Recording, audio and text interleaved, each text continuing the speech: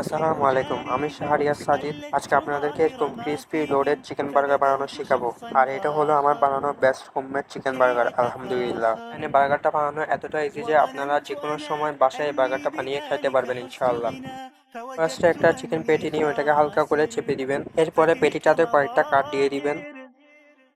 لا لا لا نحتاج المال كي نزداد جمالا جوهرنا هنا في القلب كلا لا لا لا نرضي الناس بما لا نرضاه لنا حالا ذاك جمالنا يسمو at least يجعل 1 ঘন্টার জন্য রেস্টে রাখবেন। আজকে আপনাদেরকে আমার এই অনলাইন পেজ সম্পর্কে বলি। এই পেজে 1.5 বছর ধরে রিজনেবল প্রাইসে আমি 100% authentic makeup, skin care, hair care product sale করে আসছি, আলহামদুলিল্লাহ। আপনারাও চাইলে আপনাদের প্রয়োজনীয় প্রোডাক্টগুলো আমার এই পেজ থেকে অর্ডার করতে পারেন। পেটির দুই পাশে ভালো করে আটা লাগিয়ে নেবেন।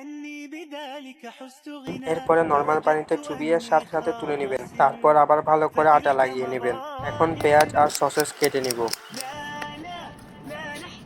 চিকেন পেটিটাকে ভালো করে ফ্রাই করে নিব। সসেসগুলোকেও ভালো করে ফ্রাই করে নিব। মায়োনিজ, সস, চিলি ফ্লেক্স দিয়ে একটা স্পেশাল সস রেডি করে নিলাম। কোনটাতে মায়োনিজ ও স্পেশাল সস লাগিয়ে নিলাম। لأجاريهم قلدت ظاهر ما فيهم فبدوت شخصا آخر كي এখন أتفاخر রেডি হয়ে গেল আমার লোডেড ক্রিস্পি চিকেন বার্গার।